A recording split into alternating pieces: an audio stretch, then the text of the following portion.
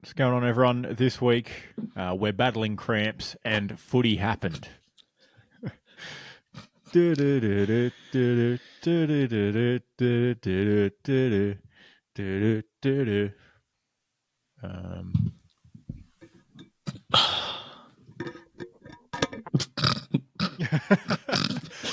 got 4 beverages in front of me. All of them are open already. Idiot. What's going on, everyone? We're here with episode number 113 of the Storm the Beach podcast, talking about all things great and garbage from our sports viewing this week. What's going on, fellas? Sorry, I've got Matt's notes here. Says not much or not a lot, depending on what kind of mood he's in. Yeah, that's true. Mattless again this week. Week to week. His test for next week with tube injury. He'll fill us in. Keelan, what's going on? Not much. What was this weekend? Oh, we had Splendor in the Grass tribute shows this weekend. Oh, nice.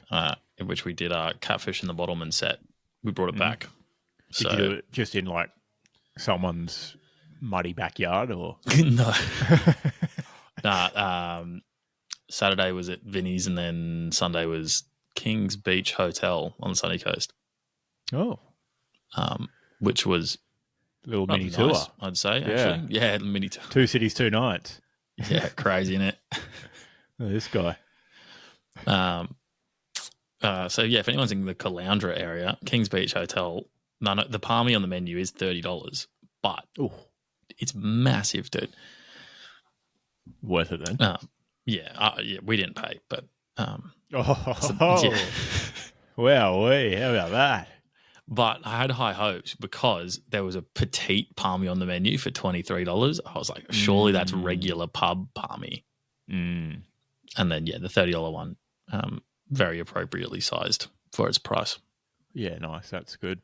Here I was thinking I might be a good bloke and, shout you a beverage of choice after your upcoming gig when I attend. You're certainly not getting a $30 palmy out of me. Oh, you bastard. What do I do to deserve this? I will dog it up, though, at the footy. So I thought you were going to say you're going to try and bring hot dogs to elsewhere. I think they check bags at elsewhere enough to look through your thermos. Just put it down my pant leg. One hot dog. Well, this guy's packing. So what's in your pants? Just one single cocktail Frank. And a thermos full of hot dogs. You seen the dude that's doing a diet with his wife or some shit, and his wife, and he really wants a hot dog or something, and so or a sausage or just something or other, and so his wife's like, yeah, all right, you can have one a week or something stupid, which is fair if he's trying to keep his cholesterol down and heart disease and whatnot. Sure. But the Muppet just goes to a butcher and says, what's the longest you can make me a sausage? And then he buys 6 hibachi grills and then lines along the whole thing. Ate a 2-meter sausage. Yeah, pretty good. Yeah. Good shout. Just have a whole bulbous. Yeah, true. One sausage. At least they have Boerewors actually has the shape to it. Yes. Whereas this was just he's walking around with actual just bag of meat it looked like, and then he pulled out the sausage. I was like, oh. Yeah. Very weird. Yeah, unusual. But what's been going on with you? Oh, thanks for asking. Anyway, so moving on. Yeah. Look, a bit of a shitty weekend. Not only did the Suns lose, but that was expected because it was, A, an away game, but B, a 1:45 game, and the boys just weren't out of bed yet. Had a bit of a, blocked drain situation here. Sorry, is that a euphemism? or was it a actual block drain, or did you have like digestion problems? No. Okay, Unfortunately, my digestion's probably working a bit too well because we had an actual blocked drain. So I had a bit of a shitty.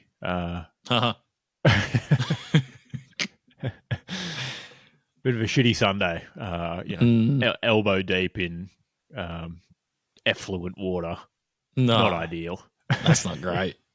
Trying to snake out a drain, which I had to then, was unsuccessful. So I had to get a plumber around this morning to get a camera and a real machine out to fix it. That's unfortunate. Yeah, not ideal. You on septic or town? No, septic. Oh, okay. You got to get that guy off.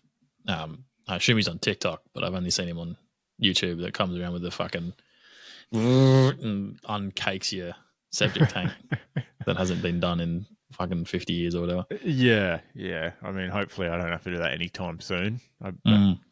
Based on track record, it'll probably be next week at this rate. But no, certainly, not the most enjoyable. Put on a couple loads of washing, walk into the laundry to grab it out, and there's a big brown puddle in the middle of the room that come up through the drain. Not ideal. Disgusting. Yeah. Luckily, we have a whole nother bathroom and toilet that is connected to a different drain that was emptying below where the blockage was. So it wasn't, it seeped down a little bit over time, so it wasn't an emergency situation. Emergency situation. Yeah. But yeah, certainly not pleasant. Yeah, no. But other than that, pretty good week. Way to bring the mood down, dude. Jesus Christ. Next week you can go first. Then I'll swoop in with all the fun stuff. Yeah, okay, fair enough. All right. Although this weekend for you is scheduled to be not bad. But we won't skip ahead because it's fucking Monday and I don't want to think about the weekend just yet. Yeah, I know, right? I did say to my wife, I hope we have a good weekend at some point. Dog almost dying, $1 billion at the vet, up to Melbourne and shit, $1 billion to the plumber. Sons might lose the Q clash this weekend then. The Ku Klux clash this weekend. Oh no! If Apple or Spotify listen to these before publishing them, they're cancelling this episode now. Oh, this one's going to be demonetized. What a shame. Yeah. It's all good. We've got enough money from the other episodes. We don't. We can write everything off though, so it's okay. Yeah. Yep. If only we knew how. Yeah. All right. Lighten us up again. What have you got? Oh, I can do the news.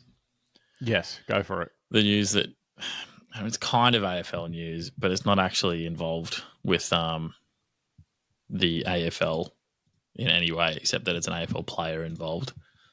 So, AFL player Darcy Moore, you may know of him from his acts on the field.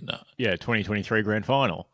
You may remember him from his 66-point loss to Hawthorn on the weekend, or his loss to Gold Coast a couple of weeks ago at People's First. Mm-hmm.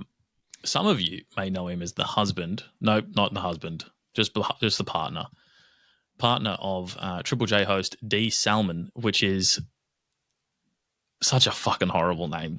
I'm sorry, but last name Salmon is how I mispronounce salmon.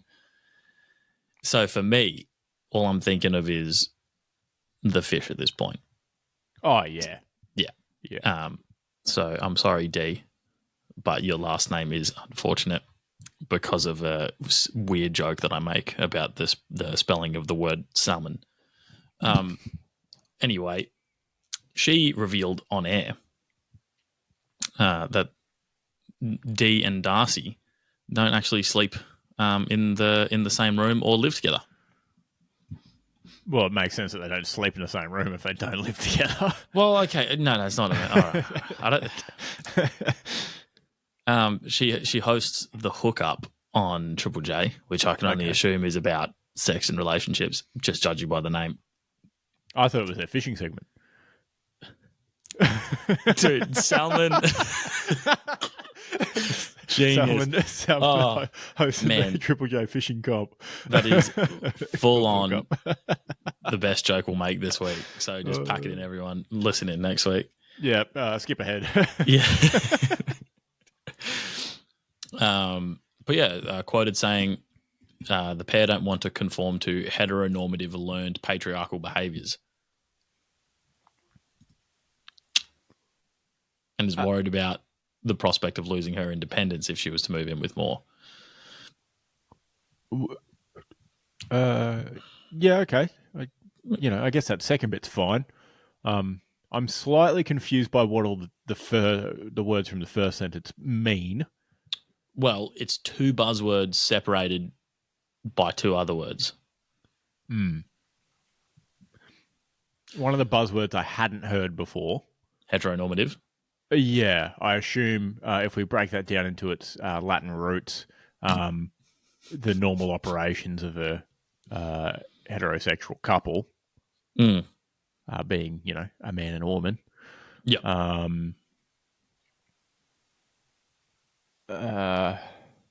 What were the other words? Patriarchal. Or this is the quote is patriarch, but surely the grammar doesn't make sense, so I've been changing it to patriarchal. Did it have sick in there? No. Interesting.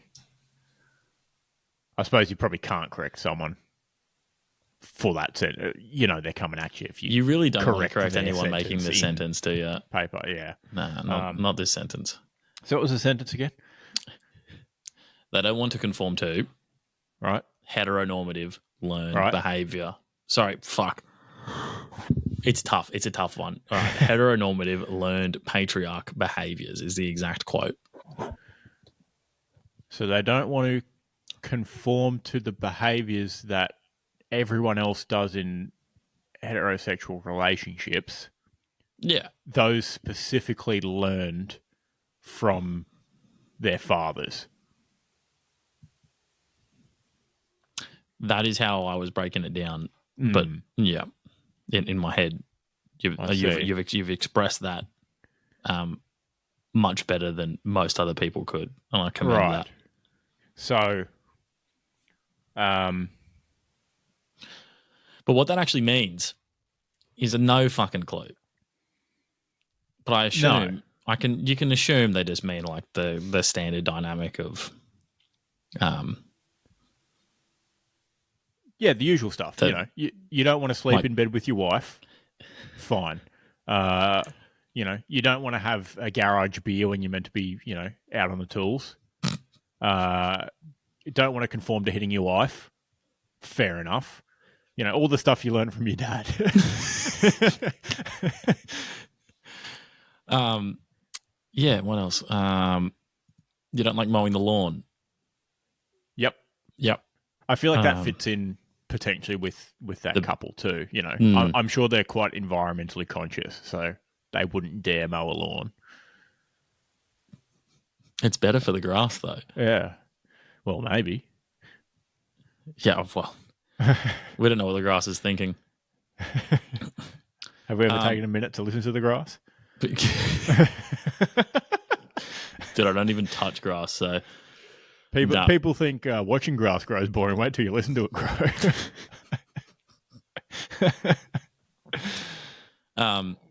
So the other person on the radio, which I guess we are paying for, sure, which is I can't even pay to get on radio. Then I guess technically, who is former radio host Yumi Steins, which is also a name. Praise them for not wanting to end up in domestic drudgery, but it's just like, just don't. Then. Just make an effort to not if you don't want to. I feel like you could probably live together and just not and not own each other, not be roommates at that point. Yeah. Like if you really wanted to. But the funny part, she said, is having separate sleeping quarters is hot. I'd debate the opposite, to be honest. It's pretty fucking cold when you sleep in a room by yourself, especially in winter. Well, yeah, even if you read into it, and then they might be thinking about something else. Yeah. But yeah, I feel like it's the complete opposite of that, isn't it? Oh, absolutely. Everyone loves a cuddle, except Darcy Moore and D. Salmon, I guess. And yeah, Salmon's already committed to having separate bedrooms if they do end up living together, which just feels like it's it's certainly not the heteronormative sort of setup. But look, I understand if you're. I have done it before. A snorer, chronic snorer. Yeah. Big undiagnosed sleep apnea guy. Just get diagnosed, dude. Better for my wife. Made no difference to me. Look, I'm not unfamiliar with it. I've seen plenty of people do it, whether they, work shift work or whatever. Bit nicer, but yeah, fine, just do it. I mean, some would argue that's bordering on heteronormative behaviour these days. Just feels like a gateway drug to being a cock, doesn't it? A little bit, yeah. Just like a touch. There's, 1 minute you're saying kissing goodnight and then going to separate bedrooms. The next minute you're kissing goodnight and someone else is coming in and, yeah, you're high-fiving sleeping with your wife on your way out of the room. Yeah, exactly. I mean, it's a good thing employees don't have to travel very much during the season. Otherwise, the singular chairs in the hotel rooms might be getting a workout.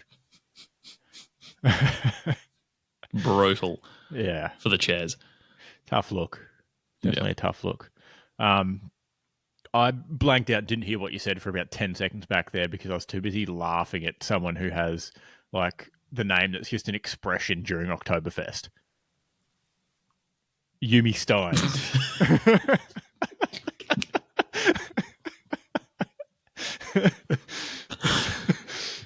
You're telling me that's so good. D Salmon doesn't host Triple J's fishing segment called Hook Up, and Steins isn't their German travel correspondent? Ja, dieser some Yumi Steins. This is a fake article. This is an Onion piece. Surely. This is from news.com.au, mind you. So. Oh God. Right, very good. But very yeah, good. Obviously it's not helping him. He's not really having his best season. Is that down to his key back partner Nathan Murphy being forced into retirement, or is that because he's not getting a cuddle? We'll never know. Yeah, never know. Some would say it's not ideal to unload stresses before big performances in the sporting world, but it sounds like Darcy may need to. Mm-hmm. Just pencil one in. Just one. Yeah.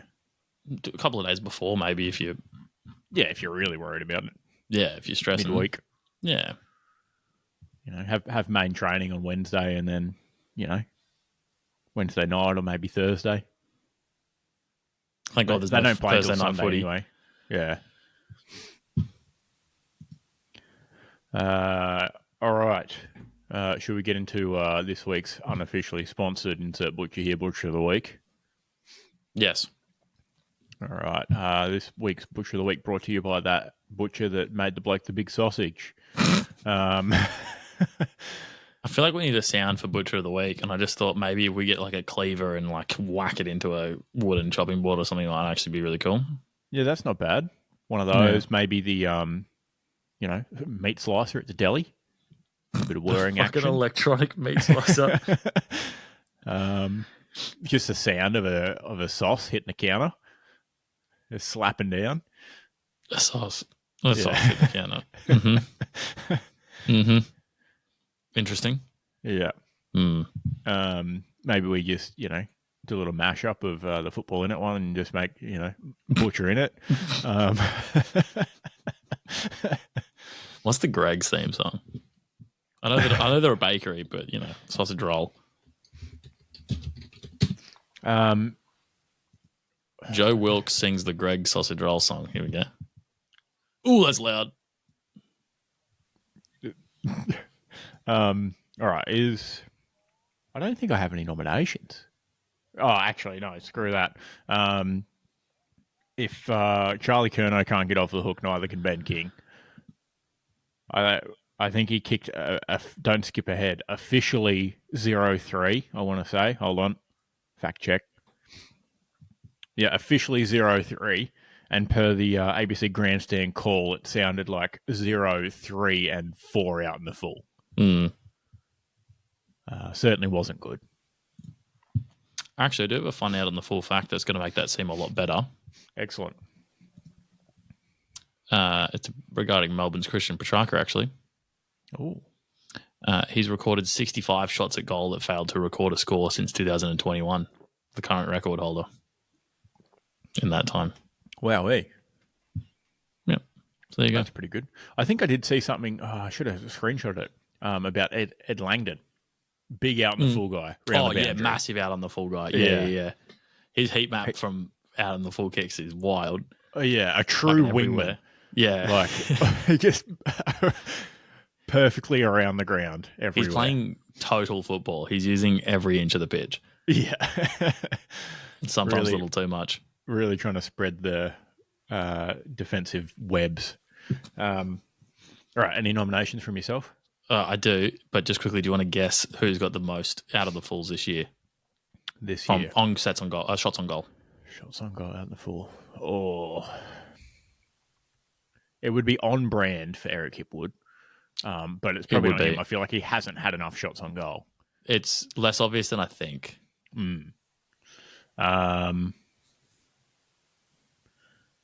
Would it be someone like a wild card, Patrick Cripps? Not a great shot on goal. No, it's Jake Stringer with 17. That's kind of surprising. Yeah. And quite funny at the same time. Yeah, and then Toby Green with 14 after him. Yeah, but I think probably because he's trying to kick the goals from, impossible, the stupid angles. Whereas Jake Stringer's probably getting decent chances and banging them out in the full, and then they lose games. Don't skip ahead. There's definitely a few bellies at the ball, I think, out of those ones. Just gone the wrong way. Yeah, almost definitely. But as for my nominations, I have one that everyone's probably heard of already is CrowdStrike. And so in particular, their EDR program. For the listeners at home who don't know what this is, fill them in. So on, Friday? So CrowdStrike is an EDR program, which is a endpoint detection and response thing, which is kind of like antivirus, except it basically keeps a log of your whole computer and then lets the main CrowdStrike thing know when there's been a change to your computer that's a bit dodgy. Gotcha. And so that kind of has to run at a very low system level, like high privileges, like literally as part of the operating system, like to boot into your OS. When you install that, it has to run that properly to actually get in. Otherwise, you could just get around it quite easily. And so they ran an update, and something in the update was corrupted. Something pointed to literally like a null object or something in the update, and then it just as a bunch of people, a lot of computers, anyone that had CrowdStrike that did the update, they just all blue screen. They couldn't boot, and so you couldn't check into your Jetstar flight. What else? Lots of things. Fucking everything was down. Bendigo was down. Lots of banks. So yeah, some dude just bricked the update. Essentially, I reckon just one bloke. Just want an afternoon off work. Yeah. But yeah, so when I went to the airport on Friday, I hadn't heard anything of it at that point. I flew back at 6 p.m. or whatever. I got there a little late for my flight to check a bag. I was a little bit scared, and then I saw humongous queue of people and got even more scared, and then walked in, realized they were all for Jetstar, and breezed straight through Virgin.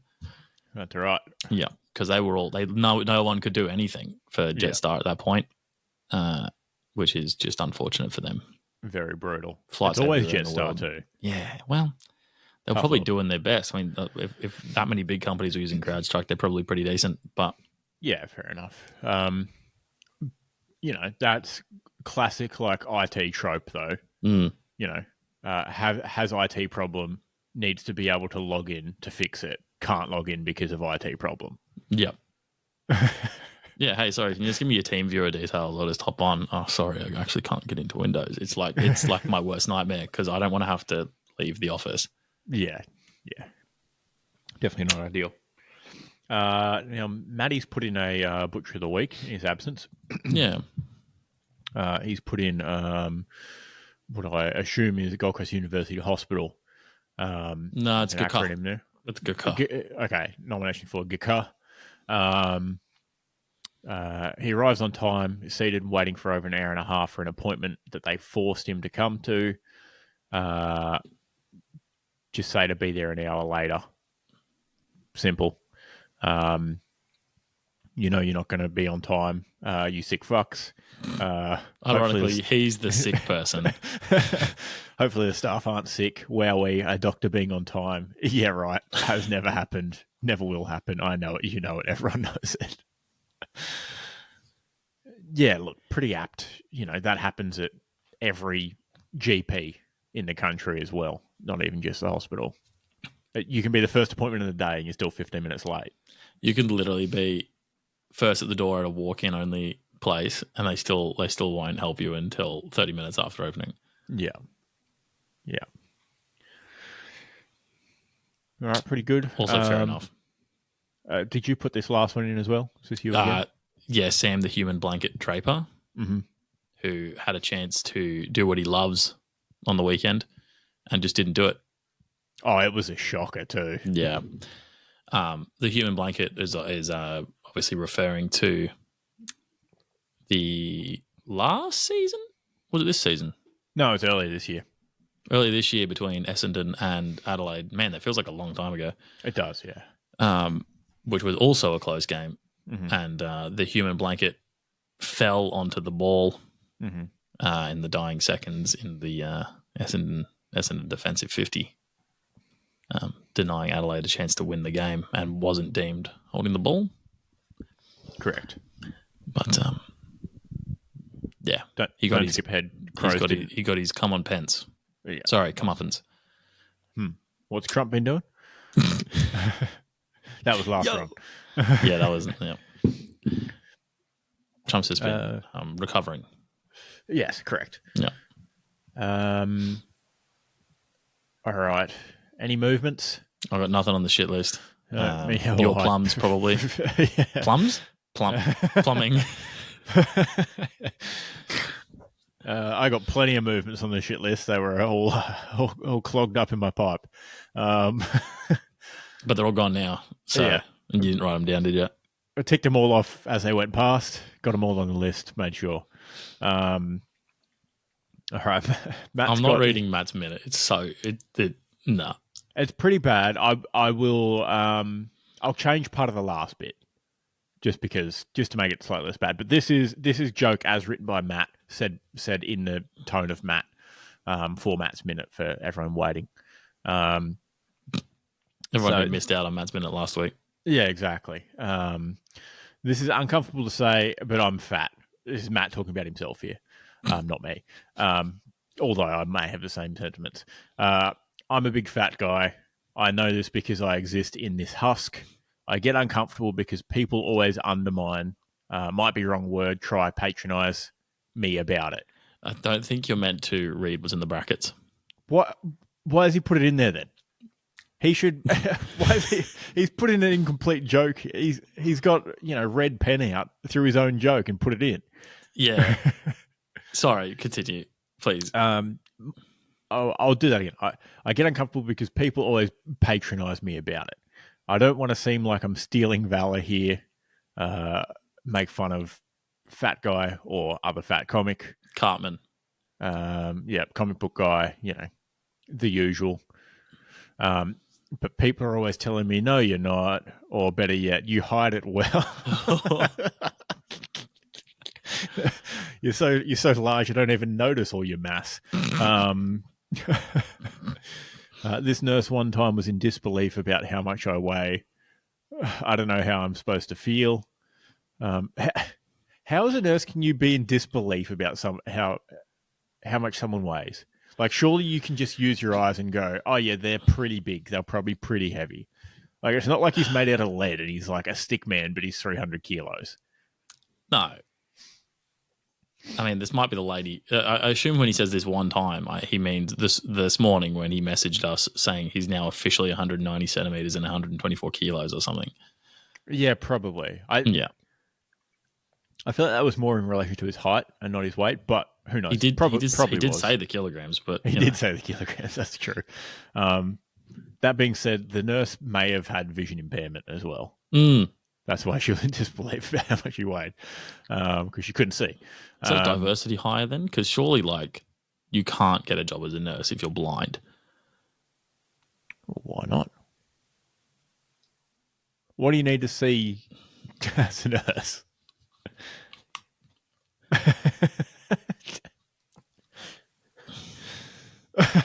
Do you reckon they do those fucking clipboards at the end of the beds in Braille, dude? How do blind people find Braille in rooms? Like, you'll be in a huge gym and there's a tiny little sign that has a picture of, the toilet on it, and it's Braille that's 3 centimeters wide and 1 centimeter high. This thing's 2 basketball courts big. I can only assume that it's for people with partial blindness. Like, with the, just like spots and shit everywhere in their eyes. So reading's really difficult, but you can kind of find your way to something. Yeah, surely. Otherwise, they're just, doing the kid in the pool thing where you work your way around the edge until you find something you might recognise. Oh, here's some Braille. Nope. Just a bumpy brick. How fucking deep's this pool? I can't touch the bottom. I can't read the sign. It must be so difficult. I find it hard enough, skimming over sentences, and sometimes I just miss typos or, misread what it actually says. Imagine doing that with Braille. It all gets bumps. All right, anyway, to finish off Matt's thought here. You wouldn't tell a guy with a disability, hey, bro, you don't even look that disabled. Can barely tell. What an odd thing to say.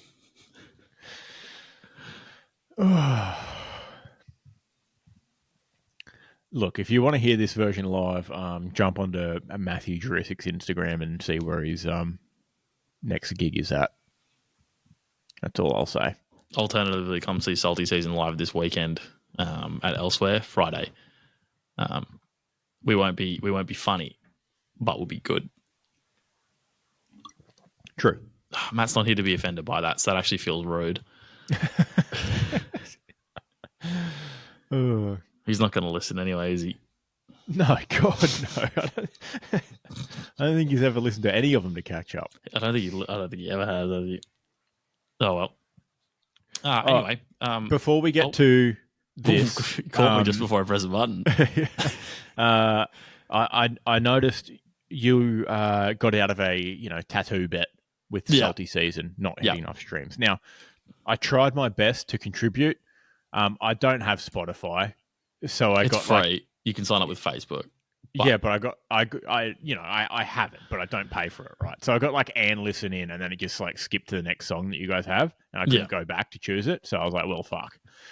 True. So maybe open up your competition to maybe YouTube Music streams as well. Nah. Well, look, let me check the total on Spotify now. Nah, look, we're only just under 5K on Spotify, so I don't think we'd be there. Gotcha. If we totaled them all up anyway, because Spotify's probably the number one. Does it tell you plays on YouTube Music? Maybe. I'll check Apple Music because I'm probably the only person that listens to it on there. 77 on YouTube Music. And they're all you. Thank you. I'm a good chunk of them. Apple does not tell me, but it is our top song on Apple now, so that's nice. Oh yeah, I do quite like. Oh, that's fucking useless, isn't it? Every time I try to show my phone to the camera, I do quite like how the new art stands out so much from the old stuff because we've switched from black and white to color. Yeah. Now, what tattoo were you going to get? Was it going to be, It was going to be literally dump and burn in the album, in the artist font, like the album font. Ah, gotcha. Yeah. Fair enough. Which would have been interesting to have on my ass. Yeah, certainly. Yeah. Might have been quite descriptive at times after after a curry or a KFC, hot and spicy. I don't get the old KFC too much these days, but I'll tell you what, it does. Good choice. It does have that effect on me. Oh yeah. All right, let's fucking. I pressed it so hard that it played it and then stopped it. AFL round 19 headlines. Matt had. Do you have on yours? Do you have scores, or do you want me to get the scores up? I can do it. Sorry. At Marvel Stadium, Friday night we had Essendon Bombers 17-11, 113. Adelaide Crows 17-13, 115. Essendon Air Show late start and Air Show late start ends in disaster. Punctuation. I think air show's meant to be one word. Essendon Air Show, late start ends in disaster as bomber crashes in fiery explosion during finale spectacle. Fuck, that sound like it hurt you a little bit. Oh. You go. You okay? Sorry, I'm just not sure. I felt like I had a stroke. Cramp earlier before the show. A bloody brain cramp after that one. I've got two. One of them's a half one. I'll start with the half one. Local Essendon man who loves a goal simply didn't love it enough. And the real headline, which is driven by pure pent-up rage and a desire for revenge, the Crows flew to Melbourne to take down the Bombers. In an aerial battle, the Crows flew high, forcing the Bombers to pull up and ultimately causing them to stall right when it mattered most. Holy schmoly. That's a bit long. It's only two sentences. Yeah, pretty good. I just couldn't bring it down to one. Yeah, nice. Ben is starting to move his furniture into Docklands. Keys gaining full access, making himself at home in Marvel. 5 goals, 22 disposals. He's come back with a bang, hasn't he? For the Crows? Yeah. Legitimately? Yeah. Very good. Love to see Bombers lose again. They're just spiraling their way, stalling their way down the top 8. Yeah, like I see, Hawthorn have, better percentage or whatnot. Mm-hmm. And only 2 points behind. So, pretty good. And I would say are playing much better football. I think from memory, Essendon have a tough run in. They do. Sucks to suck, dude. We'll have to attend if they don't make finals. We'll have to attend the 20th anniversary of their last final win or whatever. Oh yeah. Alrighty, next up at Engie Stadium, GWS Giants 14-5, 89. Gold Coast Suns 6-14, 6-14-50. Yeah, so they would have won. If we're going off scoring shots alone, Suns won this. Yeah, plus so 20-19, plus the Suns had 8 out on the full, at least. Pretty shocking. If we're going off inside 50s, Suns have a handful more, like so many more. So I think the Suns comprehensively won this game, I think. Yeah, if you don't look at the final score, all points lead to Suns winning this one. You deserve to win a meter, probably 80% Gold Coast Suns. Moral victory is 100% Gold Coast Suns.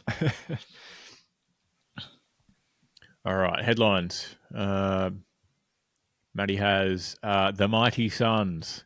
Fee Fifo fumbled the bloody game with 14 behinds. The Giants survived the fall and ate Jack's family in front of his eyes. Absolutely gruesome.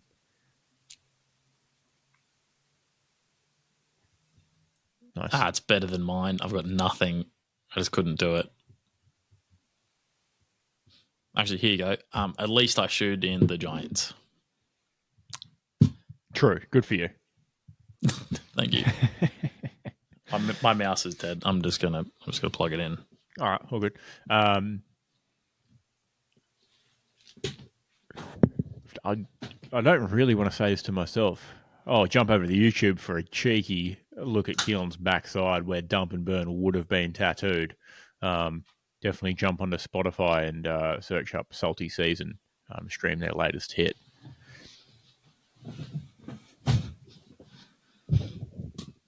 Did you enjoy that solo airtime, or? Yeah, I did. I didn't do my thing just so I could share it with you.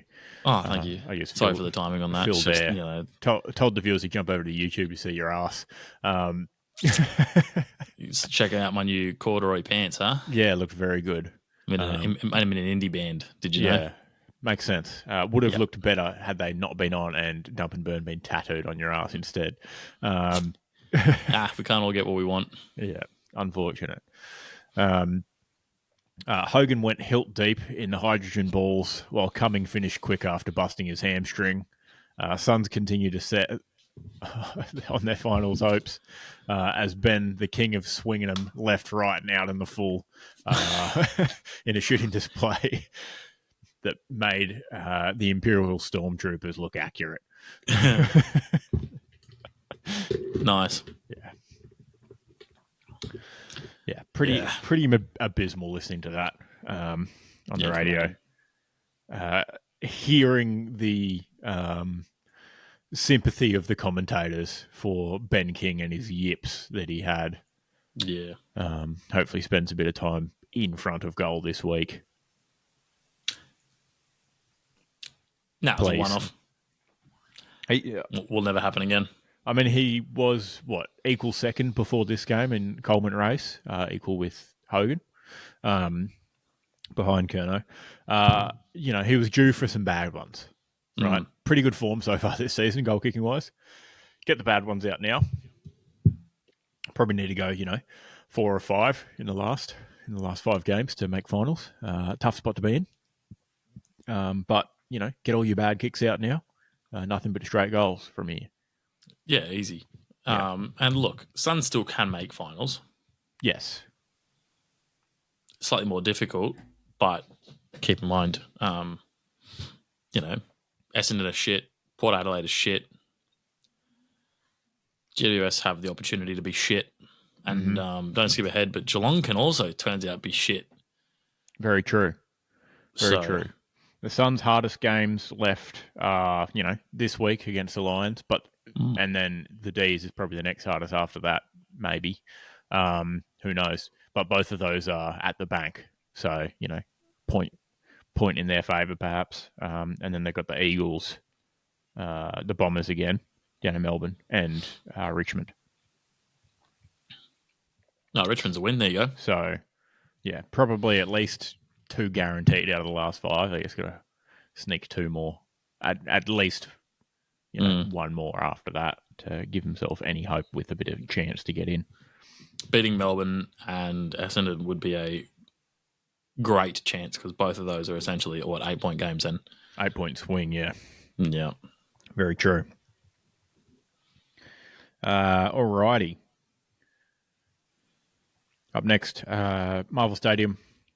St Kilda, 17-11, 113. West Coast Eagles, 6-5, 41. Can't believe I tipped the Eagles. What a fucking idiot.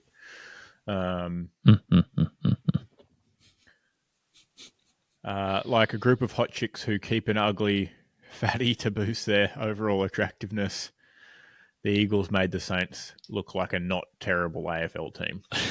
Thanks, Matty. I was confused for a second because I thought you were reading yours because you didn't preface it with "This is Matt." But yes. Yeah. Sorry. Yep. No, you're good. Don't be fooled. The Saints might have kicked 17 goals, but they'll be back to their usual ways soon enough. Yeah, pretty good. I had Saints scoring points, huh? St Kilda remembering the objective of outscoring the opposition, clipping the Eagles by 72 to get a stranglehold on 15th. Ooh, went hard on them, huh? Nice. They're now, 4 wins above West Coast for 15th position, so probably got that one locked down. Yeah. It's only up from here. They can't fall any further. Pretty good. Pretty good. All right, then at the MCG, we had Hawthorn. Keep it in your pants. Hawthorn. Hold on. I'm looking for the button. Sorry, go on. Hawthorn 2013 133. Collingwood 913 67.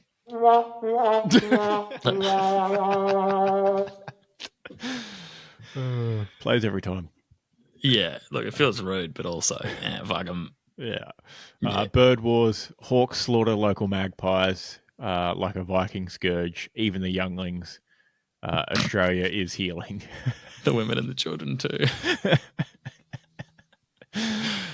Oh man, look, I didn't catch the whole thing, but I caught quite a lot, including when it looked like it was raining heavy. Mm-hmm. Which, as we know, if it looks like it's raining on TV, then it must be absolutely pissing down in real life. And it looked like it was raining heavy. So I don't understand how anyone saw or did anything, if I'm completely honest. But my goodness, I thoroughly enjoyed this. And not just by the scoreline. There was some excellent footy played from one side. Those moments from Collingwood. Mm-hmm. In particular, obviously, Josh Dacos and whatnot. But ultimately, my headline is Jack Ginnivan bites into ice cold pie at the G and proceeds to channel his anger in a man of the match performance, including 2 goals, 31 disposals, and 5 tackles. Yeah, very good game. Yeah, and for everyone, including Daniel, that may say, "Oh, you didn't like Ginnivan when he was at Collingwood doing all the same stuff." Well, that's the problem was he was at Collingwood. Yeah, that's the common player. It's the team. Denominator. Yeah, no one hates Collingwood players because they're being them. They hate Collingwood players except because for they Maynard. play. No, don't be silly. There's exceptions. Good point. To the rule, There's exceptions to the rule. Yeah. Exception, not the rule. People hate Collingwood players because they're Collingwood players. Mm-hmm. They're not players for Collingwood. Mm-hmm. Yeah. But also, I'll tell you what, given that Collingwood fans have booed him more than anyone else probably has in his existence, I think he very rightfully celebrated the shit out of just absolutely. He crushed a celebration game on the weekend.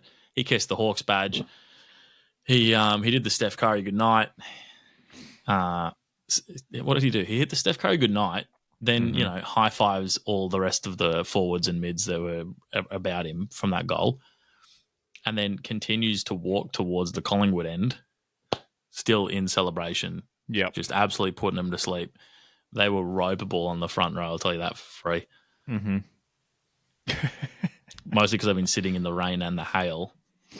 And then Jack Ginnivan had just absolutely rocked them to bed. Yeah. So. Yeah, certainly not certainly not fans of his antics. No. And look, I'll tell you what, I like him a lot more since he got rid of the bleached hair. There's something about bleached hair that hurts me a lot. Definitely doesn't help at all. I reckon Darcy Moore would be a good bloke if he just didn't have bleached hair. Maybe he should conform to heteronormative behaviours in the hair department. I think as long as they're patriarchal, then it's fine probably. Yeah, good point. Fair enough. Yeah. All right, I had it's clearly not swooping season yet as the Magpies miss their targets early. The Hawks happily hunting, swoop in to grab a hot pie, side of chips, and a Pepsi Max to wash down their 66-point victory. I don't reckon there would have been any fucking pies left at the G on the weekend, to be honest. Certainly Given how not. cold it was, I would have been annihilating the concierge. Well, they were missing, 23 of them off the bat.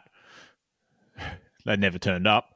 111 at halftime. I thought the Suns were bad on the weekend. 111. To be fair, I think they had a pretty good second half. Hold on, I'm trying to find some other info. Look, I'd have a look, but I've got no mouse. No, look, I'll look on the app. I'll look on the app for you. Thank you. Don't say I don't do nothing for you, all right? I would say their first quarter was their best. First quarter? But yeah. Because it's 3-3 to 1-4. Right. Whereas, Collingwood may have kicked 5 goals, 1 in the last quarter, but in the same amount of time, Hawthorn kicked 8 goals, 4. I did watch the start, and then I missed a bit because we had to drive to Vinny's and then get it put on the projector at Vinny. We did arrive, and because I'd already messaged the sound guy, because we're friends, he already had it on the projector for me, which was nice. Oh, we sound checked at halftime, I think, so that was convenient. No, I lied. It was 3-quarter time. But yeah, no, their second quarter was probably the worst. Obviously, the first quarter was like a this still could go anyway kind of feel. But yeah, no. I mean, there was a couple of moments at the end where you're like, haha, are Collingwood going to do the thing? Yeah. They were somehow I still keep thinking that, but I think everyone does just slightly. The thoughts just always in the back of your mind. Yeah. Why, they could just do it. They're, 2 goals away from starting something, but not to be this time. But yeah, literally everyone played well for Hawthorn. Both Connor McDonald and Luke Bruce scored 4 goals each. And Luke Bruce has now played the most games for any rookie draftee. Wow. Up the lad. And my God, he was looking good in that photo I shared. Dan didn't appreciate it probably because of the score in the photo, but man, he was looking good. And then Watson actually has brought the magic. Yes. He's turned it on, finally. He's got the spells right. Fix his wand.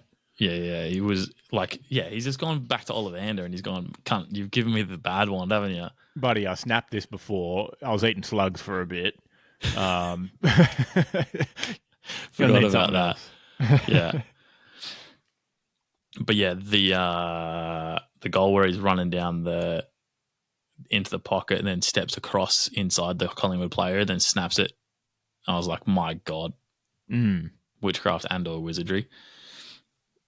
Very good.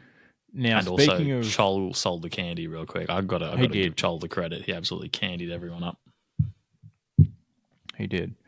Now, speaking of, Ginnivan and the Wizard, Maynard's high fend. Oh, elbow. Not a fend, dude. Can you fend with your elbow? I mean, technically you could, just not in people's face, right? Yeah, no. Got Ginnivan pretty high, and then he got very high. Leveled by Watson, which was quite funny. It appears that the AFL is doing their best to hide the facts, because I can't find any reference easily to the rating that Maynard was given in the match review, citing, right? But that being said, we already know he avoided suspension. Even though he fended off a bloke with his elbow to their face, he avoided suspension. I've seen nothing about if he's been fined, but I He mean, got you can. fined. You can. Oh, he did. Yeah, cool, Yeah. sweet. He got fined. I believe it was around 2,500 from memory. I don't know how that compares to other fines. Not Nothing not crazy. drastic. Dude, my favorite part of the replay video is when he slow-mo flops after getting hit by the wizard. Yeah. Because the wizard is what, 170 centimeters, 40 kilos or something silly. It was raining though, so maybe 50. Yeah. $3,750 fine. Bro, the wizard actually low-key stares him down as he falls to the ground too. Yeah. Oh, man. These kids, dude. Sorry, another Ginnivan quote. Sorry. But he said he's having the most fun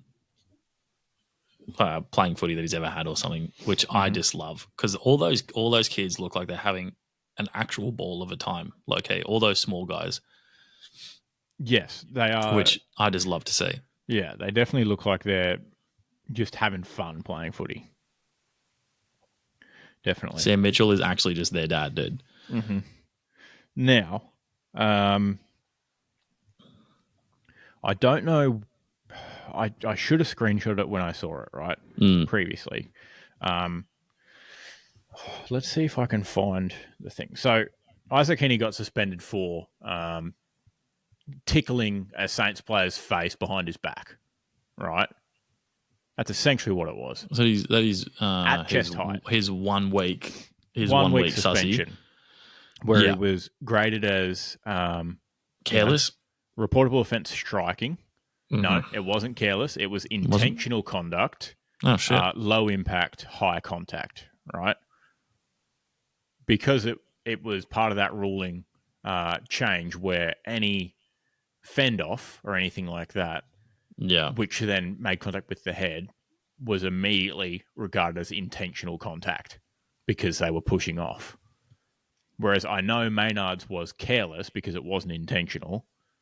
Must have been, medium or... It actually must have been low impact. Has to be low impact. It was low impact, I think. From memory. From remember, dude. Careless, low impact, high contact, obviously, because it was face. In the head. Not sure how it was careless. Seemed pretty intentional that he tried to push him off with his elbow. It is definitely as intentional as Heaney's. I'd say more. Given that he was looking at him. Oh, absolutely. If this had happened the week before Heaney's, there's no way Heaney can get suspended. No, absolutely not. There would be a protest of Swans fans from Sydney marching down to Melbourne, the footy headquarters. Even now, it just makes no sense that it's rated so differently when it's clearly... So, which one's worse? Like, you look at them objectively. Which one's worse? Which one do you think got a week and which one didn't? Obviously, one of the players the Saints player didn't get a concussion either, did he? No, I don't think so. And the only reason he was bleeding was because he tripped over and hit Heaney's boot on the way down. Yeah. Like they got Isaac Heaney with the old ice hockey double minor because the player started bleeding. The issue with the Saints player wasn't what Heaney actually did or the boot, to be honest. It was that he was already kind of falling.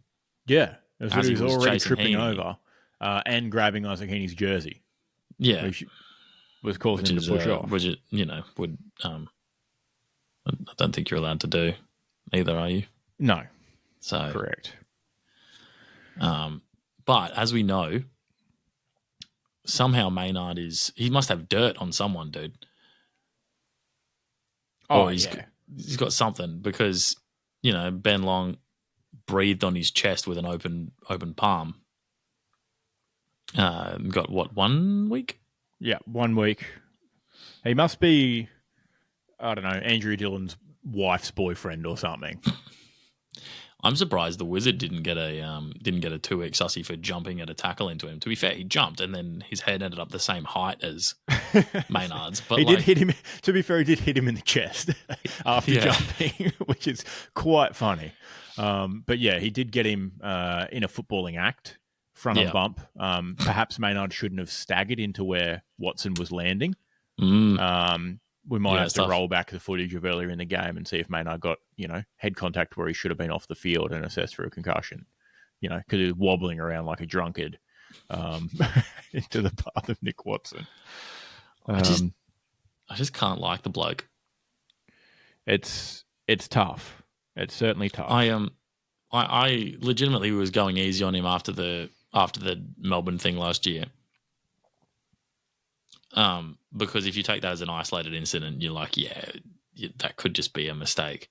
Yes, correct. But, since then, I don't think he's done anything to help his image. No, certainly not. He's not out there, kissing babies and rescuing kittens from trees, is he? No, he got them one bunch of flowers or something. And yeah, that's it. Not ideal. Yeah. Certainly not ideal. This is the most difficult to find thing I've ever seen. I, think of myself as a pretty half decent Googler, which is a bit of an art. There's a skill to it. The link to, the match review, literally just says Magpies defender avoids suspension, has details of the fine. That's it. Very, very interesting. Definitely buried the lead, I think, the old AFL. Trying to hide away this week while that goes through. Might have to cause an uproar if someone gets suspended this week for doing something lesser. Well, I think so. Yet to hear too much trouble, noting it's only Monday, but I'll have to keep ear to the ground of the big journos on if anyone kicks up a stink about this. Well, they did on the footy on 9 or whatever it is. Oh, yeah. Fair enough. But they described their frustration more so than anything else. And then... True. Yeah, that was it, pretty much. Sounds like a very journalistic way to describe it. Describing their frustrations. Yeah. All right, moving on. No, we can sit on this for a while. Good win by the Hawks. Absolutely. Okay, Adelaide Oval. Port Adelaide 16-20, 116. Richmond 11-9, 75.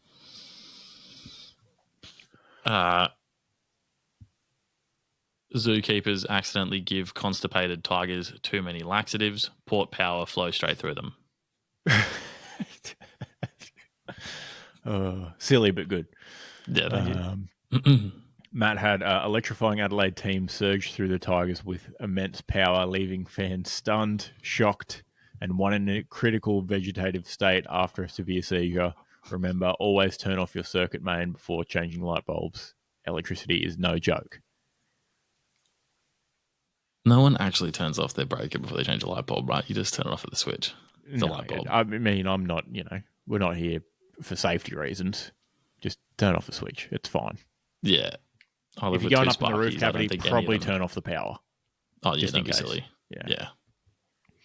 All right. And I had...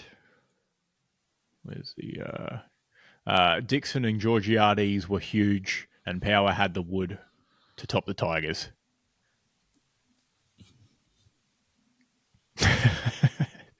You're fucking happy with yourself? Yeah. Yeah. Oh, okay. Yep. That's it. Yeah. Sweet. Yeah, that's it. Yeah. You are happy with yourself. Yeah. Okay. Yes, cool. Absolutely. Yeah. Mm-hmm. Now, I would have probably enjoyed, that game, but I wasn't really interested. To me, that was sort of who cares game of the week. Mm-hmm. Down at Geelong at the same time. Shout out the schedulers. We had Geelong 7-6-48, Western Bulldogs 13-17, 95.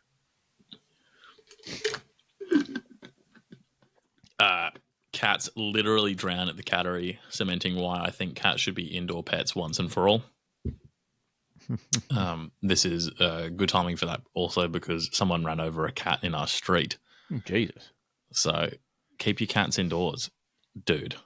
By law in Queensland, They have to be in at night time, yeah. keep them inside. Yeah. They can roam free New South Wales or whatever, maybe, so they can kill the bunnies or some shit. But yeah, fair enough. I don't make the rules. I'm just making this up as I go.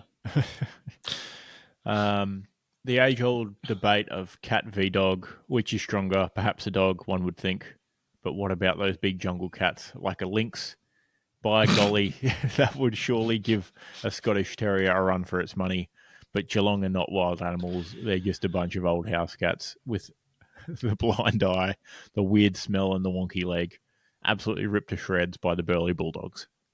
That was Matt's, wasn't it? Yeah. Yeah, it was the lynx that did it for me. I had shock. Cats hate water. They might need to rename themselves the Western Pig Dogs as the doggies rolled the cats in muddy conditions. Nice. The field looked awful. Yeah, it looks shocking. It's honestly, I wouldn't hate to see that field in maybe 10 games out of the year. You know, there's 9 games every round for 24 rounds. Give us 10 of those and just see what happens. And throw a snow game in there for fun. Yeah, true. Yeah. But no, shout out to Tassie Tuners coming in. But it was just hilarious watching players like slide over the ball, like in a tackle, hit the ground, and just keep going. It was like they're on a soaked up tarp. They just would just slide forever, and then they'd get up and both be the same color because they're just all muddy. Just got to look through the mud at the white shorts. Subs come in, looks like an Omo ad. Cleanest jumper you've ever seen in your life. I think Omo is the official kit cleaning sponsor of the AFL as well, surely. But pretty surprising result. Quite funny, don't skip ahead for Matt, who as we said loves the Bulldogs to shoe in Geelong. Haven't picked apart. Yeah, so I think our strategic picking of the round last week actually did him dirty. Went well. Mm-hmm. Great job, us. It's a team game. This shoe-in. We had ground to make up, and we've done pretty well. Yeah, not bad. Okay, Sunday afternoon up at the Gabba. Brisbane Lions 11-13-79. Sydney 11-11-77. Big Lions fan Zach low-key tipped the Swans with this one. Tough look. Yeah. Tough look. So I've got so Lions can swim, I guess. It was a tough fight, and all the Swans had to do was fly to get away from them, but I guess they forgot or were too injured or something.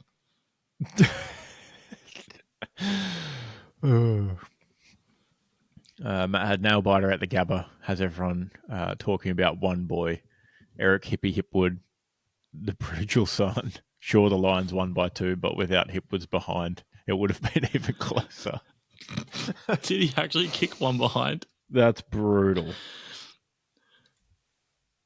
He kicked one behind. Oh. Hold on, but how many score involvements? Far out. Nice one, Matt. Very good. Oh, but he had 3 score involvements. Ooh, interesting. Yeah. I'm pretty sure Jack Ginnivan did that for every quarter of the Hawthorn game, low-key. So, probs.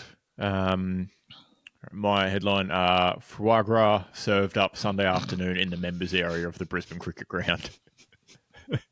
That's pretty good. Yeah, thank you. I fact-checked. Jack Ginnivan almost did it. He only got 11 instead of the 12 that would have been mathematically required. Damn. Yeah. That was a game high, though. I'd imagine so. Followed by 10 for Dylan Moore and 10 for Josh Ward. Gabatoir strikes again. I love referring to it as a Brisbane cricket ground because he's so silly because no one calls it that, even though that's what it is. But yeah, Gabatoir still up and running. Lions all the way up into, well, they're now third on the ladder. Doing Lions and Bombers opposite ends of the spectrum at the moment. I think they've won 5 in a row. I saw. Have they? I think so. They have. Not looking great for Q Clash. Big meeting. Swans seem somewhat, beatable now. That being said, they're still 2 games clear on the top of the ladder. I think they might be beatable, but I think also they'll probably use this time, hopefully, to right themselves for finals. Yeah. They just need, that all right to trip up right about now and then just fix it up 4 weeks, 3 weeks leading into finals. Get the run going again. That being said, sort their injuries out at the moment. Yeah, although badly injured. I would definitely like them to smack the shit out of the Bulldogs this weekend. Oh, we team up don't skip a ahead. 2016 grand final rematch. Oh, well, and then we had 8 years on. We had over in Perth, Fremantle 17-14, 116. Lots of teens. Like a Drake. Just like Jeffrey Dahmer's Island, Epstein's Island. Sorry. Melbourne Demons 10-6, 66. This is maybe my worst. Matt's is pretty bad. I'll do Matt's first then. Flag mantle, but unironically. Dude, mine's slightly worse. Slightly better than that. D's washed, flag mantle flying high in the top 4. Pretty good. Purple team put up pentuple point parade past pitiful poltergeists.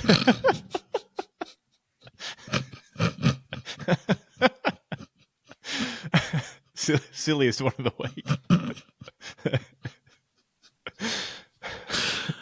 Bro, when you were asking for other words that mean demon earlier, I didn't think you were going to go with fucking poltergeist.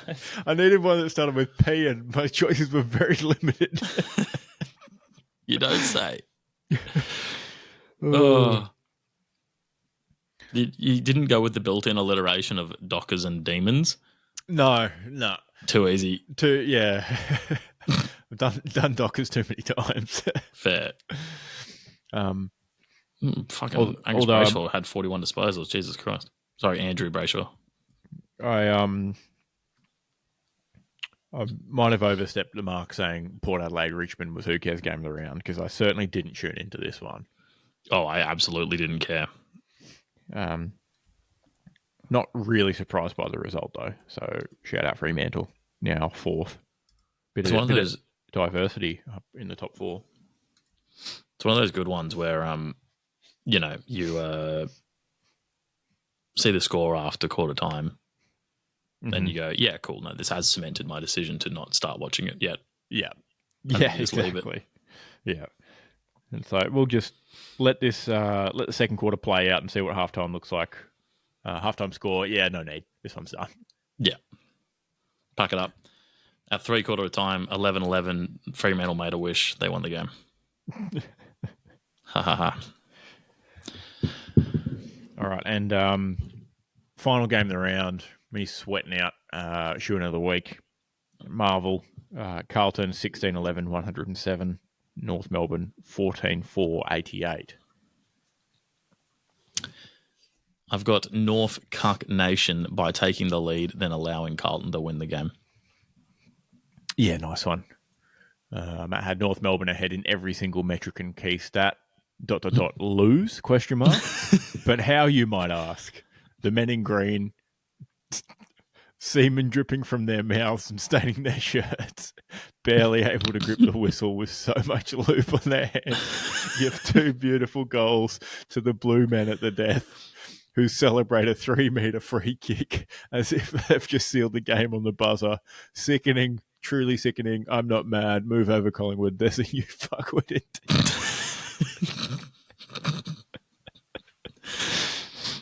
Dude, it's definitely not that North had 37% efficiency inside 50, whereas Carlton had 50%.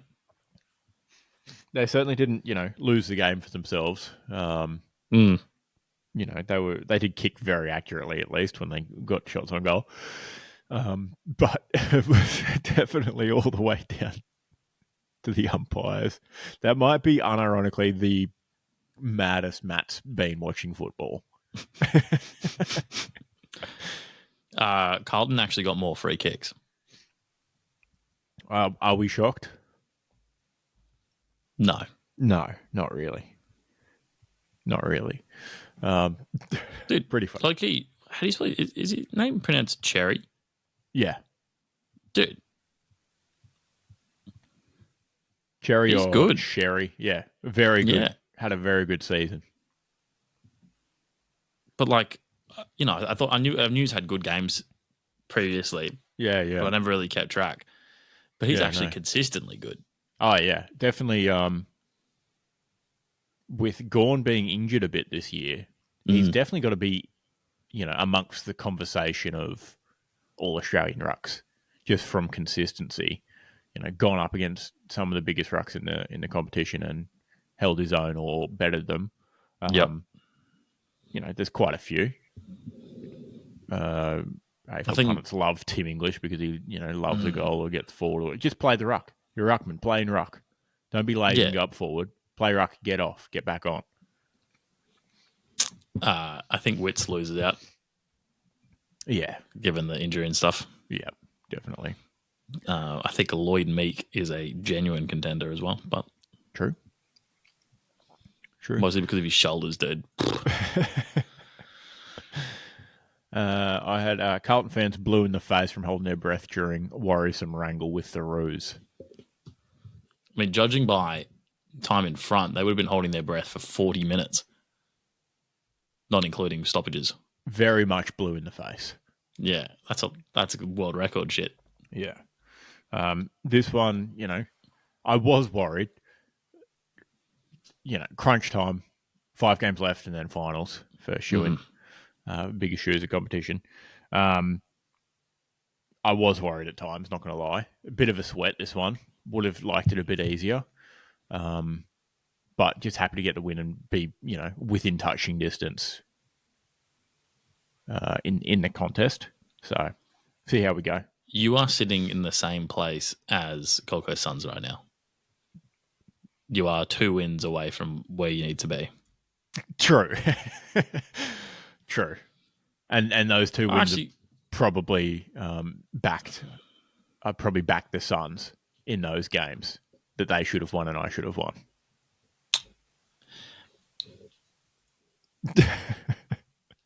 Suck. I was staring down the barrel for a second watching this game of my season being sunk by,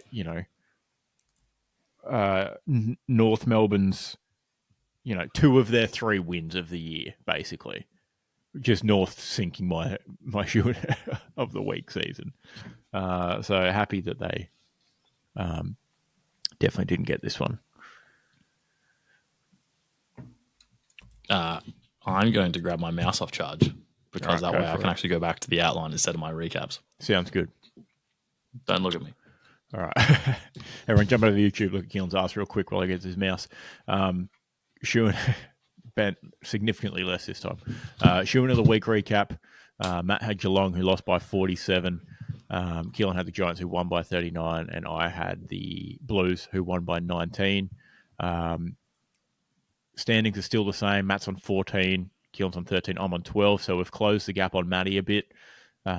Still time to, shift the order around. See how we go. For those who want to know, Matt's got the worst margin. So if we can overtake him, things are going to change pretty quick. Matt's cumulative margin, winning margin, 236. Keelan, you have 330 in your 13 wins, and my margin is 392 from 12 wins. Sorry, what did you say? Matt's was 296? 236. 236. You've got almost 100 between him, you, and then 60. Too bad. He's been lucky. Like, the top prize isn't, you don't actually get anything. It's just loser. Yeah, it's just not last. Yeah. Yeah, I would dare say Matt's been quite lucky. He's had 2 1-point wins this season. I've had a couple single digits. You've had 1 single digit win as well. But yeah, 1 point. All right. Moving on. Tips out for the boys. Let me just open the ESPN app, press tip now, and then watch the submit my tip button not exist. I do like that it opens up to the Premier League every time and lets me know it's 25 days until the season starts. Wowee, how about that? Already. Don't skip ahead. I did see some kits we dropping. Okay, first up, Friday night. Is this right? Round 20. It put me on round 21 for some reason. It put me on round 21. I was going to say, because I thought Sydney were playing the Bulldogs. And that's what I thought Bulldogs too. were playing first against Melbourne. I was like, what the fuck? Round 20 Friday night, Marvel Stadium again, Carlton, Port Adelaide. Ooh. I might go Carlton by 13. Yeah, I'm a bit less confident. More confident margin for, first game of the week is usually 24. Less confident is 20. So might go by 20 for this one. Not a very convincing win by Carlton, so maybe they'll bounce back. Who knows? No De Koning, I believe, out injured. Oh, for them. Harry Mackay cleared of concussion though. That's positive. Yeah. Down to Hobart, North Melbourne, Geelong. Geelong versus the other blue and white stripes. Yeah. Funnily enough, I've got Geelong on that one. I'm going to go Geelong, bounce back spot.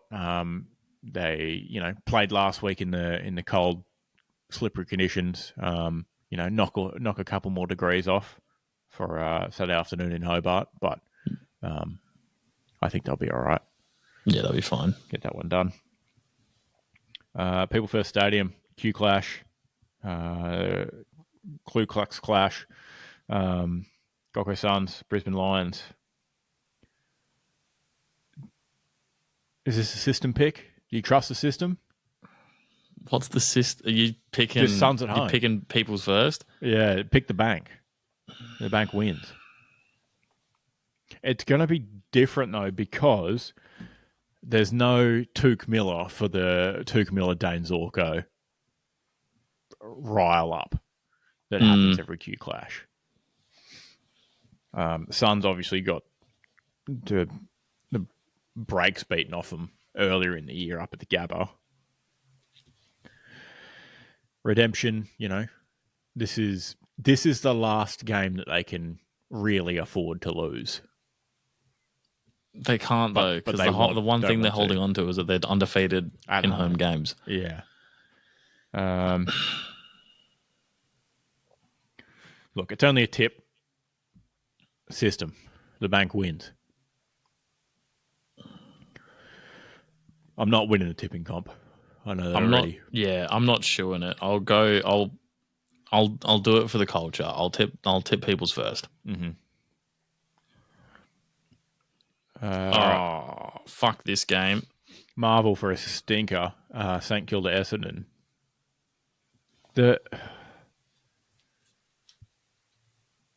Do I pick the Bombers in hopes that my curse lives on and the Saints win? Oh. That's got to be.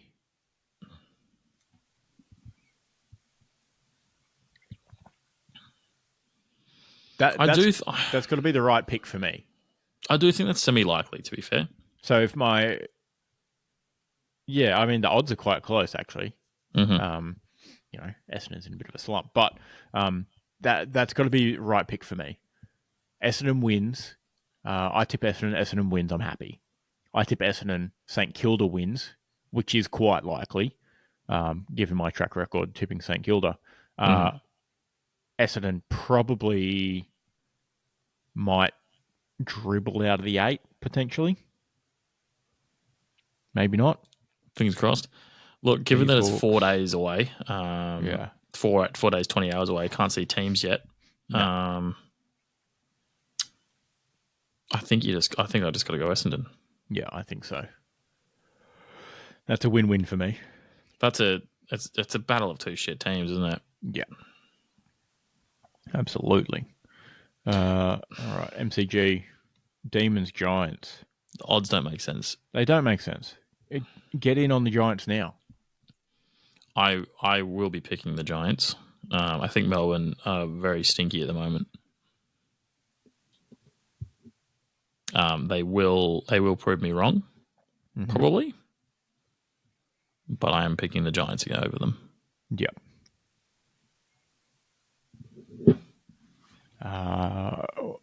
Wapta Stadium for the Western Derby. It's definitely Freo. It's definitely Freo by a country mile. That's absolutely lock of the week. It's clearly the biggest favourite, so we can't pick it. But that's put the house on it sort of stuff. Yeah, that's guaranteed 12 cents, guaranteed 12% return for 3 hours of investment. That's better than an index. Oh yeah, absolutely. S&P 500 ain't got shit on me. Eat your heart out. Yeah. MCG, Collingwood, Richmond. Pies bounce back, surely. Yeah. It's less guaranteed than Freo, but it's almost a guaranteed 25% return. SCG, Sydney Bulldogs. It's almost certainly Sydney, surely. I think you got to take Sydney. I think you still got to hammer them. But, you got to take the best team in the comp. Turn it around at some point. And finally, Adelaide Oval, Adelaide Hawks. Hawks.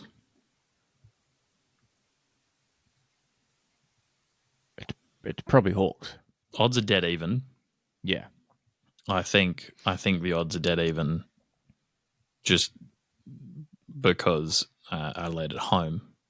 Yes, correct. Where I think Hawks are definitely probably the better team at the moment. Yeah. Yep, definitely true. All right, let's get those in. Submit those real quick. Yeah, I don't have the button. Damn. Tough look for you. Let me just do it all again, dude. Still no button. Now, Shooter of the Week, we can't pick Fremantle, obviously. Geez,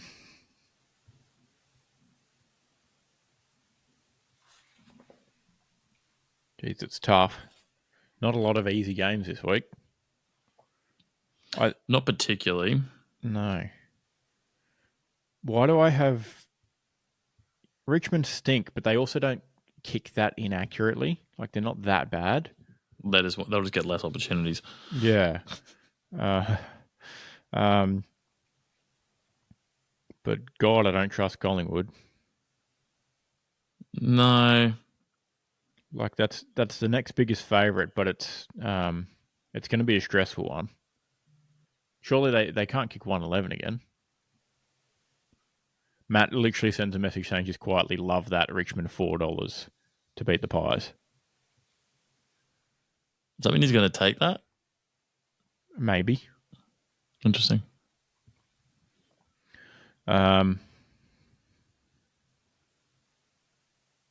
Tough week. It is a little. Yeah. Okay, this would be silly. The other thing staring me right in the face, Geelong. Mm-hmm. Yeah. I'm going to take Geelong. Yep. Go against the Roos again this week. This might just be another vendetta pick. Just for the rest of the season, I might just pick against the Roos for what they did to my boys. It's not possible to always pick them, though. True. Yeah. This season a little bit easier because, West Coast exists. Coast and Richmond's both stink too. So. Yeah. All right, I've got Geelong. Who have you got?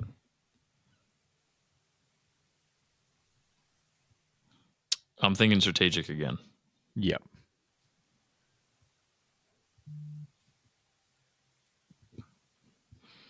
Oh, here we go. Look at Matt's picks. He's got Blues, North Melbourne, Hobart factor. He's got Blundstone factor and People's factor for Gold Coast. Bombers, Giants, Flag. If you look at those two games, it's Flag Pie. Flag Pie. I take it he means Flag Mantle. Yep. Pies, Swans, Hawk. Tour. That is a funny way to respond to that message. Absolutely. It's tough because I was hoping Matt would pick one differently to me, and that would make my shoe-in easier. Yes. But he has not, really, except for the North one. So I might just go if he's not betting on Richmond, if he's not tipping Richmond, then I will go the Pies. It's got to be that one, right? It's got to be that. Next $1.25 favourite. Everything else outside of that is, and Sydney, who could be dubious. Bulldogs, pretty good win last week. Yeah. Everything else, that worries me. You don't know about Q Clash. Throw the record books out. Everything else, pretty even odds. Bit of an oxymoron, but see what he's got out of that. Oh, I didn't mean to do an exclamation mark, but he's just copped one. Your shoe, good sir. Mm-hmm. Now, while we wait for that, I did enjoy this, sports drink of choice, grape flavour, pretty good. Once again, I, very much enjoy ABC's grandstand's dedication to non-corporate sponsorships in, no stadium sponsored names, and after the game, players get a sports drink shower.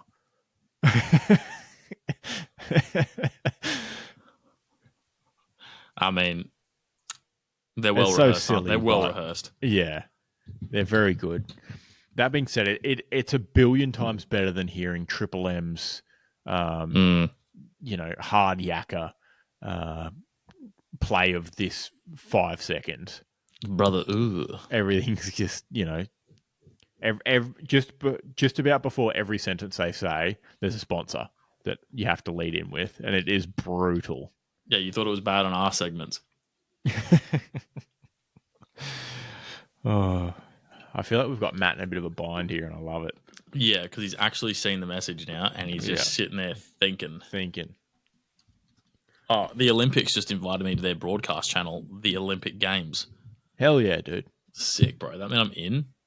You filming for them? No, I'm an athlete. Oh, right. Yeah. Got that hard athlete's body. They saw you perform. I had too much cheese in Sydney.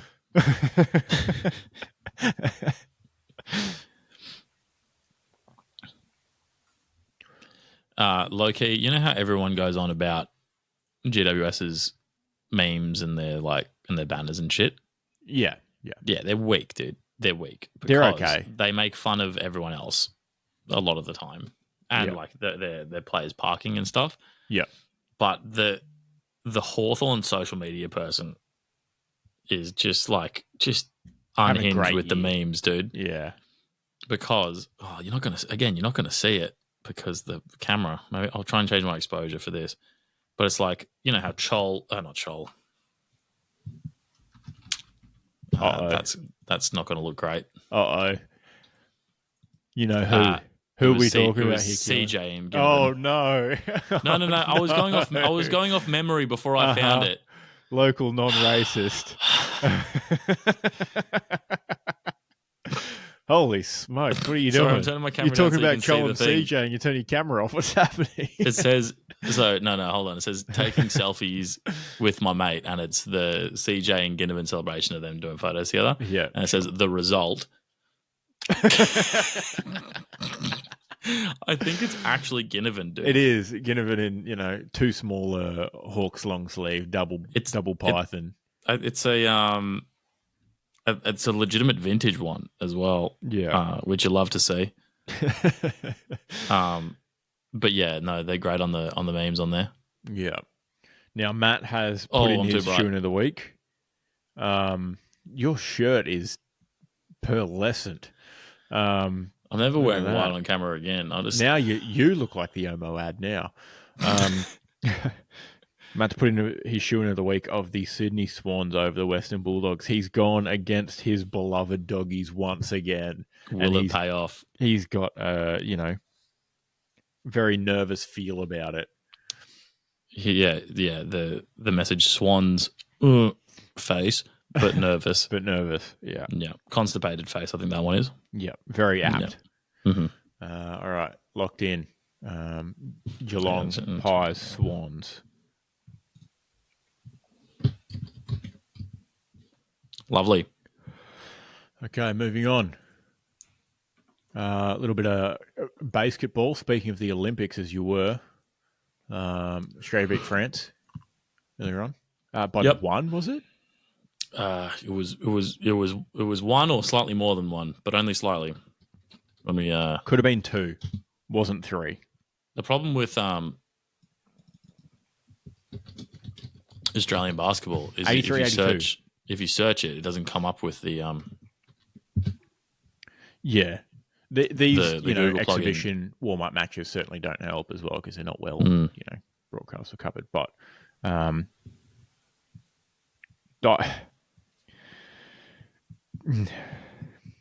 I hate this so much in this article.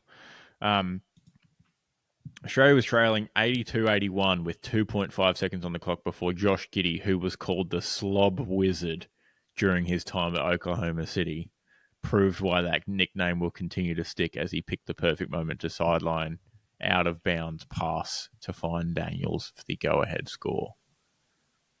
So sideline out of bounds, slob. Wizard. Yeah. I hate that. Dyson Daniels getting the scoring, getting the game-winning layup. Wemby missing a three-pointer late to win. It's difficult when you're shooting down. when you're just throwing the ball down into the hoop, bit challenging. Yeah, tough. Anyone that's ever thrown paper into a waste paper basket can tell you that. Mm-hmm. Oh, absolutely. Like from that episode of The Boys. Yeah, sure. You've not seen it? I don't know if I've seen one with waste paper. I think what have I seen? You seen the new season? No. I think I've seen like the first season, maybe. Well, Homelander's like, throwing stuff in a waste paper basket against someone else, and then he puts that dude in the oven. I see. Yep. Sounds about right. Mm-hmm. It seems a bit silly. Like, he's kind of super. Why would he throw stuff into the thing? Like, you could do something more incredible. Well, trust me, there's backstory. I see. I was just trying to do less spoiler. Gotcha. He could, like, incinerate it with his eyes or something. What? Right? No. The waste paper basket throwing is just normal. Gotcha. It'd rather unenhanced, be environmentally conscious. Yep. And recycle that paper. Just making sure, yeah. Yeah. Fair enough. All right, on to the button.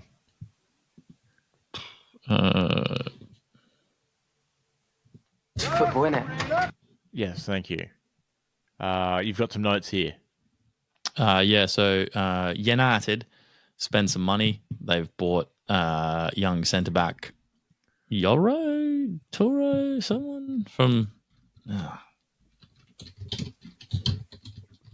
He looks good. All right, he looks good. Lenny Yoro, there you go.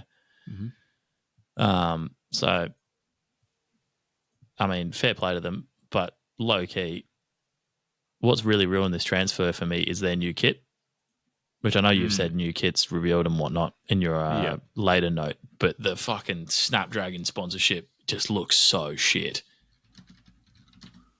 I don't know if I've seen this one. It's not great.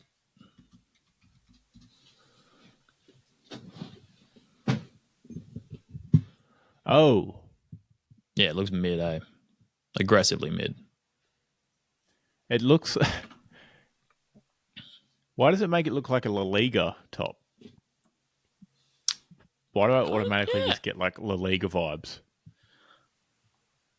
Because it looks like a worse league. Yeah, I guess so. Yeah, I don't know. Yeah, it just looks like a kit from a team that's in a slightly lesser league, so need more sponsors. Which, ironically, one of the best new kits I've seen is Ajax's new home kit. Oh, I think I saw that one. Which is, the same kit, essentially. Was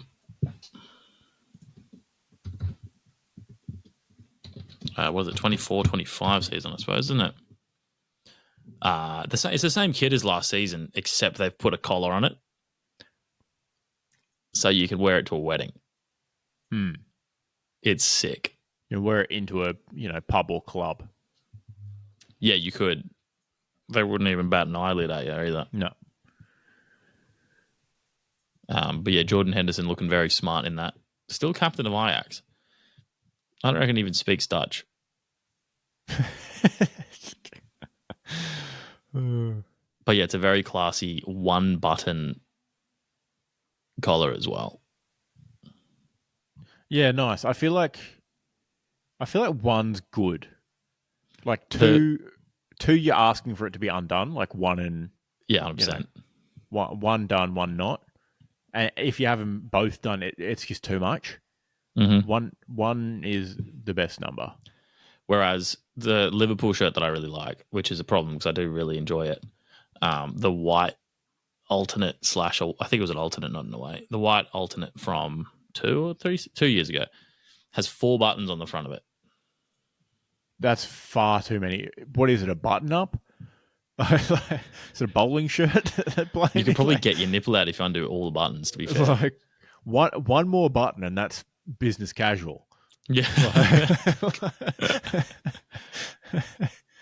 That's crazy. Yep. Far too many buttons. Fact. Yep, that's it. Oh, and sorry, Chelsea are linked with everyone. Sounds about right. And that's all I've got. Yeah, fair enough. Speaking of Chelsea, their kit, kind of not bad. Cole Palmer looking hilarious in another photo. It has to be deliberate at this point.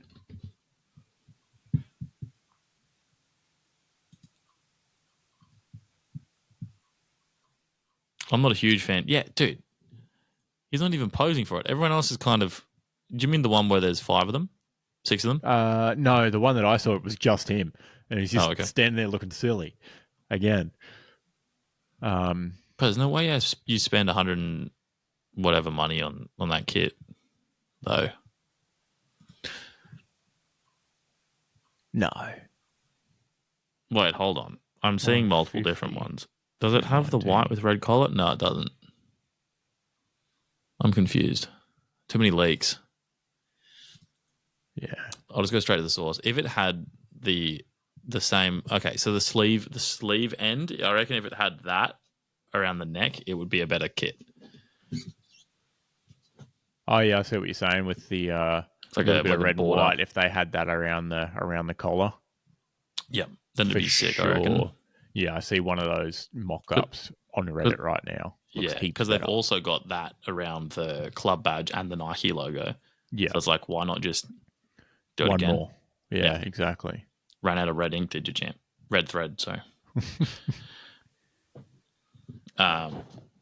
I mean, Liverpool's new kit was reviewed end of last season, which I think is a much better way to do it, dude. Just play they play the last game of last season in their new kit. Not the last game, but the last 2 games. Last home game, I think.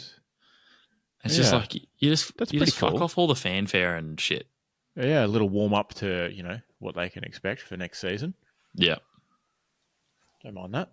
Like literally, as a Liverpool fan, I don't really sit here thinking about transfers. Like it's just like I know. I mean, with Michael Edwards there now too, you know that like we're not going to get the big, stupid transfer or anything like that. It's like he's just going to do some sensible shit behind the thing. And this season with new manager, and anyway, it's just like I'd rather just wait. But I literally just have like X amount of time off thinking about club news at all because there's not going to be anything. I never even get the urge to click on any of that clickbait shit because I know that they're just going to do the business. It's lovely. It's great.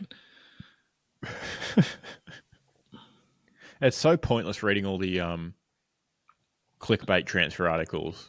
Yeah, for football in it, because just follow Fabrizio. You win the game. Yeah, exactly. It's just all those articles are just big club links to big name, copy paste. Insert big club that needs players here, which is all big clubs. All of them, or like X player for X team that just won their league linked to Saudi Arabia. Yeah, exactly. And you're like, okay. Or like X club captain unsure on club future, and you're like, oh, well, obviously all their fans are going to click on it. Like whenever it's like a Van Dijk future up in the air, I'm like, is it though? Yeah, exactly. And then in reality, it's an article saying that he's, considering next options for national team duty. Yeah, something like that. Considering options in 5 years' time of national team duty. Yeah. Yeah, thanks. Now, when does the Saudi soccer bubble burst? They were putting in bids for KDB and Edison from City, which I think is them trying to bite off more than they can chew because you're buying players essentially in their prime. Well, Edison had less minutes last season, but I'm not sure if that was because of injury or I think it was because of injury more so than form. But I don't think like they're never going to get a prime KDB. No, exactly. But if they end up, spending so much money that they get some prime players away from some teams, maybe then that bursts after that because they realize, we can't keep spending this much money. We've just lost all this money. Yeah, that's the thing. It maybe. It just seems like the ultimate show of wealth in that, if you're rich in, America or whatever, you get into some big money conglomerate, Fenway Group or whatever they're called. And you buy, one of the big 4 sports teams, or big 4 leagues, a sports team from that, or, you go across the pond and dabble in an EPL team or whatever. This is just that, but it feels like it's for the whole league is just the toys of the Saudis. Yeah. They're like, oh yeah, starting at, striker for X team, we've got Ronaldo, but I've got Superman on my team. So, they're just sitting above it, playing, just smashing these little toys into each other while they technically play soccer. Like legitimately, yeah. Yeah. It's just silly. Supposedly there are some poorer teams. Like I don't follow it at all. Mm-hmm. No. So I couldn't care less. Like literally the only news I get from it is the players. Yeah. I definitely don't endorse fucking anything going on in Saudi Arabia, to be fair. So yeah, certainly not going to watch their football. No, God, no. It's definitely interesting though. Like they're never gonna get a prime, KDB type. Yeah, Like, no. you're talking about some of the most competitive people on the planet who are getting paid more money than God already in whatever European country to play. Take them away from the opportunity to play with some of the best people on the planet and against some of the best people on the planet, against the best teams on the planet. They're not gonna want to leave that. Like I feel like they're destined to only get players who are over the hill and looking for another fat paycheck for a couple of years. It's got to be a retirement league, right? Yeah. And like when you consider that, the MLS is a retirement league. Correct. Exactly. It also exists, but it exists in a place that has so many more football fans. Yes. Like Inter Miami, they may have spent a lot of money getting Messi. They actually sell tickets to games. That will be probably net profit for Inter Miami. Realistically, they probably already have given jersey sales. Yeah. Like it's But how many people go, you know what, Ronaldo fan, I'm going to go get his fucking Al Attihad or whatever the fucking shit name their team is, Like if you're a Ronaldo fan, you're buying his Portugal kit. Yes. Yeah, yes, sir. Even, I Show Speed. I haven't seen him run around in Ronaldo's Saudi jersey. No, actually. Like, he's the biggest Ronaldo double wrister on the planet. Yeah. And he's always in the Portugal He's such jersey. I don't know if he plays a dumbass or if he's just actually that dumb, bro. But, like, Speed is just... I don't know how his brain works, dude. I think it's just a content machine. I'm pretty sure. Yeah, he's a clip machine for sure. Yeah. You couldn't watch him for an hour, surely, without edit. You could watch him for an hour of clips, but there's no way he's. I've not seen him in any other format than I've not seen long form of Speed. No, he just shows up in the algorithm. Yeah, as Vine length clips. Yeah. 6 seconds or less. Title of my sex tape. Preferably less. Yeah. All right. The moment everyone's been waiting for weeks flips out of the boys. Given Matt's not here again, it is once again postponed, and we will see you next week. I just want to quickly remind everyone that Chelsea's home kit's $150, and so is Liverpool's. So which one would you buy? There's value for money in one of those. You be the judge. No, I've already done it. I've done it for everyone. Let me just double check my math on that because I opened the UK. Which colour dye is more expensive? Never mind, dude. The Liverpool kit is $25 cheaper. What? Oh, I thought you were just saying it was sorry. $25 No, I stopped. flat. I stopped halfway through. It's $25 cheaper. It has a much bigger collar. It just looks harder to make because more fabric for your money. Yeah. Even the match jersey, the Chelsea match jersey was it $200 or something? Just silly money. $220, whereas the official Liverpool match shirt is $180. Not that anyone buys. I don't know why you'd buy the match shirt. But yeah, $125 ain't bad. I'm gonna have to get that. I just don't know which player to get on it. Yeah. I normally like to do a standout from the season before, who's still at the club. Fair enough. I think I wanted that to be Szoboszlai so bad. Yeah, but too injured. But anyway, we can go now if you want. I suppose. Probably wrap up. I reckon. Yeah. Alrighty. See you next week. Cheerio.